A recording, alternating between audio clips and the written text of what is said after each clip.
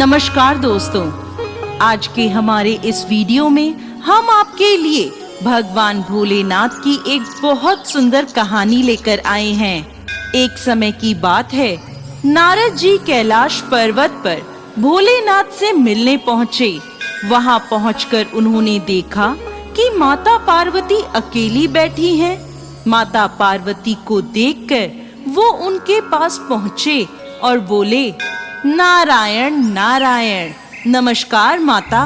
माता पार्वती ने पूछा, कहिए नारद जी, कैसे आना हुआ? सब कुशल क्षेम तो है?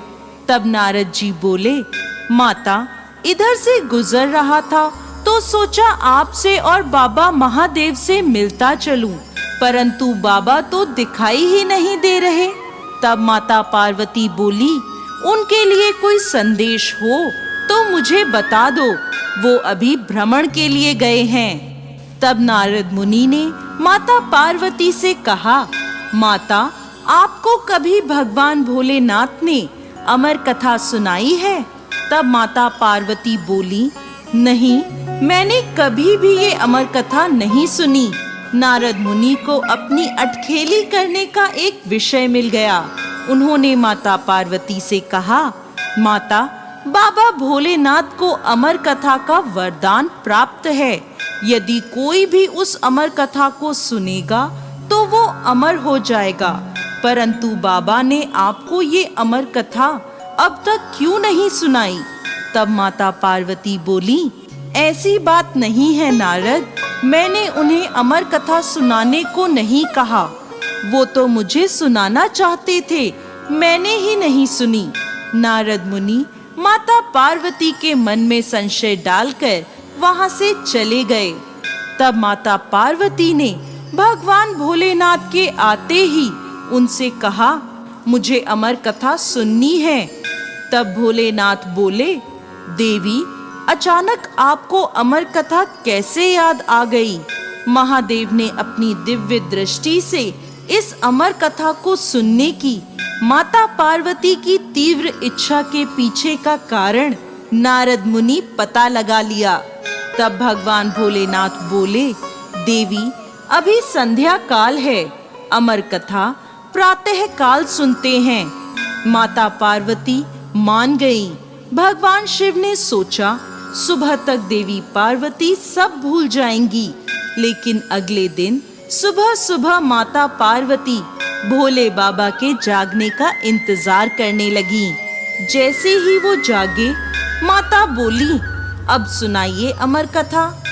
भगवान शिव बोले, कथा को सुनने से पहले हमें ये देखना है कि कैलाश पर कोई जीव जंतु ना हो। तब भगवान शंकर ने अपने डमरू से भयानक नाद उत्पन्न किया, जिससे कैलाश पर जितने भी जीव जंतु, पक्षी, जानवर आदि थे, वो सभी वहां से भाग गए। शिव जी बोले, देवी, आसपास देखकर ये सुनिश्चित कर लो, कोई जीव या जंतु तो नहीं है। माता पार्वती पूरे कैलाश पर देखती हैं, लेकिन उन्हें कहीं कोई नजर नहीं आता। कुछ दूरी पर एक शुकी का घोंसला था। उस Umami 7 oils in one non-sticky hair oil. Damaged बालों को बनाए strong inside, set outside. अब पाए घोंसले में एक अंडा था, किंतु सुबह सुबह शुकी दाना चुगने चली गई थी। माता ने अंडे को देखकर सोचा, ये तो ना जीव है ना जंतु, इससे तो कोई खतरा नहीं है।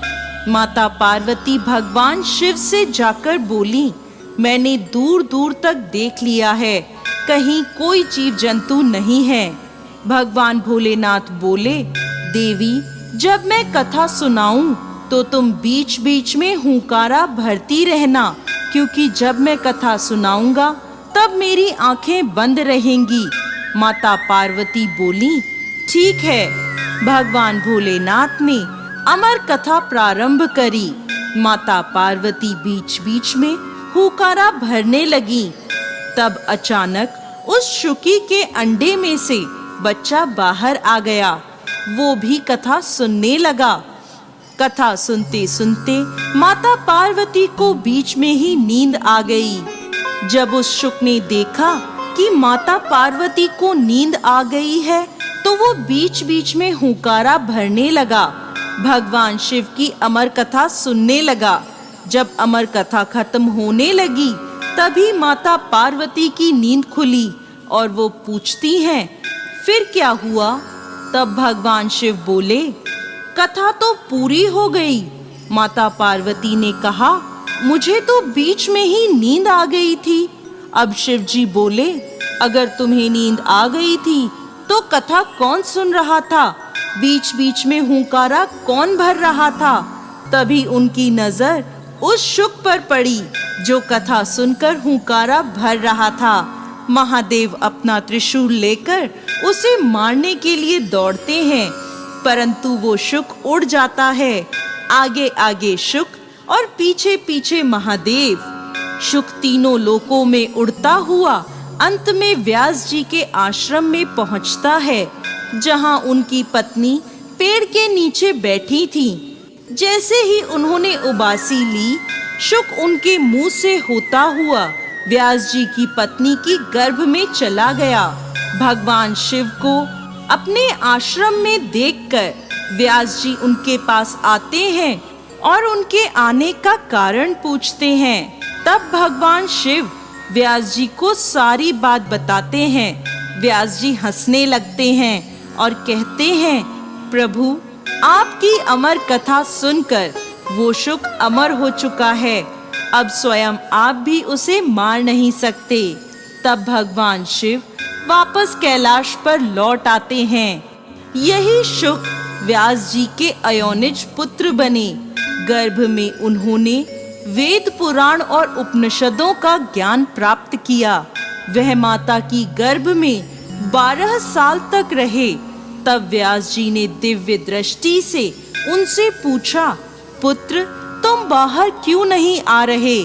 तब वह बोले, माया के प्रभाव में ना पड़ जाऊं, इसलिए मैं बाहर नहीं आना चाहता। जब तक स्वयं श्री कृष्ण आकर मुझे आश्वासन ना दें, तब तक मैं बाहर नहीं आऊंगा।